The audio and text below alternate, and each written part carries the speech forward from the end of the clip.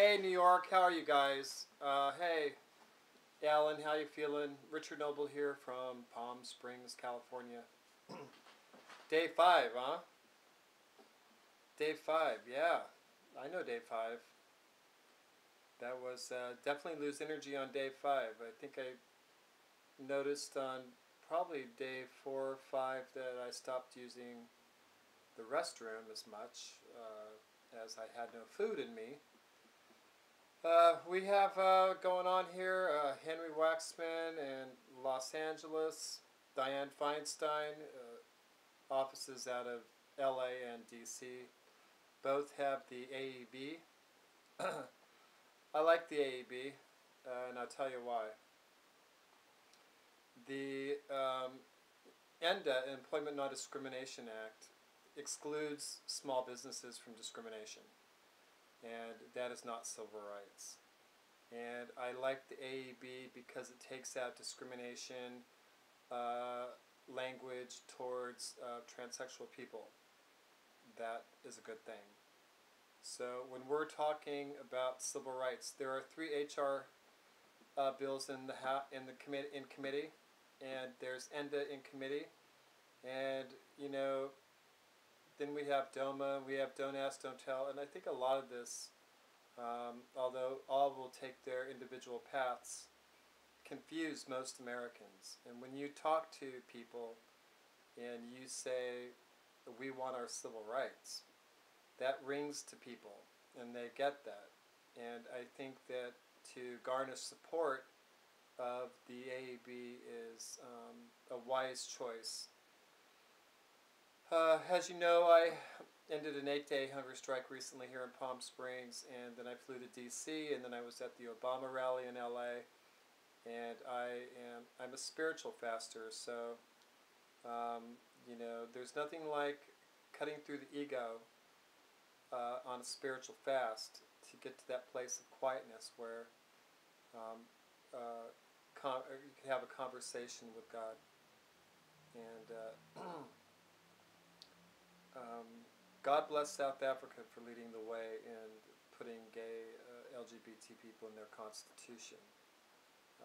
I 2 years ago wrote all 441 members of Congress and asked them to include gay people in the Constitution, and I didn't hear back from anybody, but I'm sure people read it there.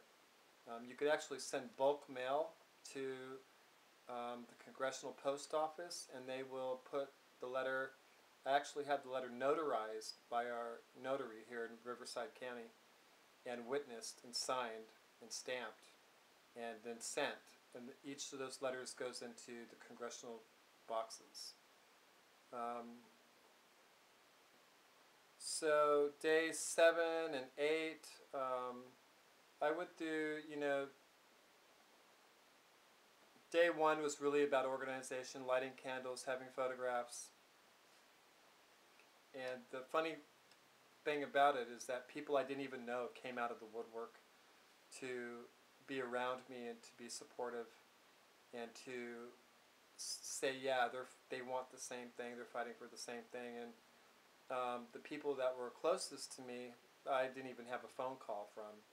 So, well, a couple, but not the ones that I thought would come to the side of civil rights. They just are people that don't believe in fasting, and they believe in the process, and they're comfortable with the status quo, and I'm not, and I know that you're not either, and we need to continue daily with other organizations, all organizations, whether they are activists who are getting paid big bucks, like with the HRC, or the Gay and Lesbian Center in Los Angeles and New York, their legal department, or the ACLU, or the Legal Services Defense Network.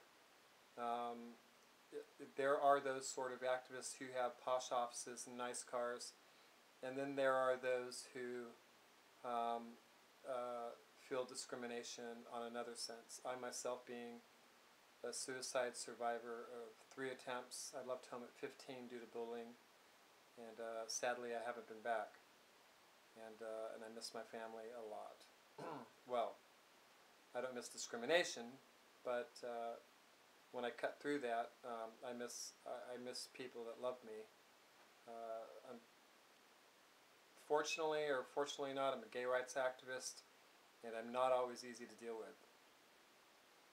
I have talked to people this week on the phone, and I'm not very nice. I'm very passionate, and there was chuckles and, oh, I'll put you on hold and blah blah blah, and I'm all like, you need to take notes right now. You need to get your congressional staff on the phone. You need to push this forward today, not tomorrow.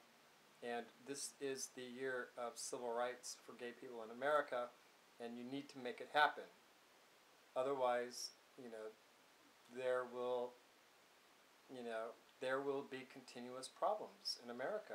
I will make problems, and nothing like holding up a Get Equal, Repeal, Don't Ask, Don't Tell, in front of the president, in front of 37,000 people, telling him to repeal, don't ask, don't tell, and being discontent in my own political party, and in the other political party that to me isn't even a political party. They're just a bunch of buffoons running around, trying to call everybody else crazy.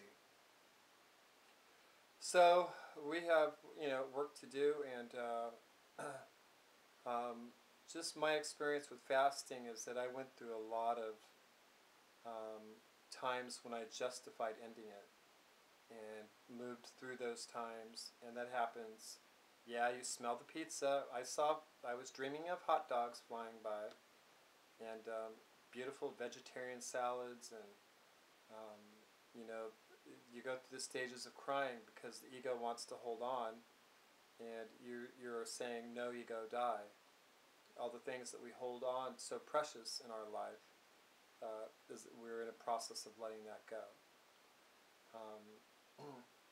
Because we found something more important, I think I did, to hold on to in life, and that is underneath the skin, beyond our hair color, through the fashions that we wear and the music that we listen to and the faith that we may believe in, is the inner presence of the divine, the deep ocean of love that is at the inner core of every human being. Because out there in the sky, it's not fun. It's empty and alone. There are explosions and cold planets and infernos burning, and it's not a pretty picture. And right here on Earth, we have life, and we have plants and animals and food and music and all the beautiful things of the heavens that we get to experience right now. And how nice, for a day to dawn upon us when internationally there is civil rest, there is peace, and that as a human family we all realize and understand that we belong to each other, and that to be kind to each other and to be expansive in our thoughts and limitless in our thinking, and limitless in our understanding, and deep in our empathy and compassion and joy, and fun and humor, and all those things that make being a human being and being in this human life a great thing come to be. So anyways, may the God I know bless you all, and may the God I know bless this world and every human being on it, and especially in this hour, may that beautiful God bless all queer people in the United States and on the globe right now. I love you guys, and think of you, and with you there in spirit. Partially, I'm not one committed to dying on a bill, though I think the decision is a collective sort of bundle of the apex of human rights discrimination on gay people that we've experienced here in the United States. It is at its peak, it is at its turning point, it is at its breaking point, and I share the sentiments. I am sick and tired of it, and I think the rest of us in the United States, gay and straight, are sick and tired of it. I'm sure, there's a mother out there just wondering if her son's going to come home, or if she's going to come home from work to find her child dead, because she has this beautiful flower of a child that is a queer spirit. And we need to fight to keep those queer spirits alive. So God bless you, and we'll talk to you soon.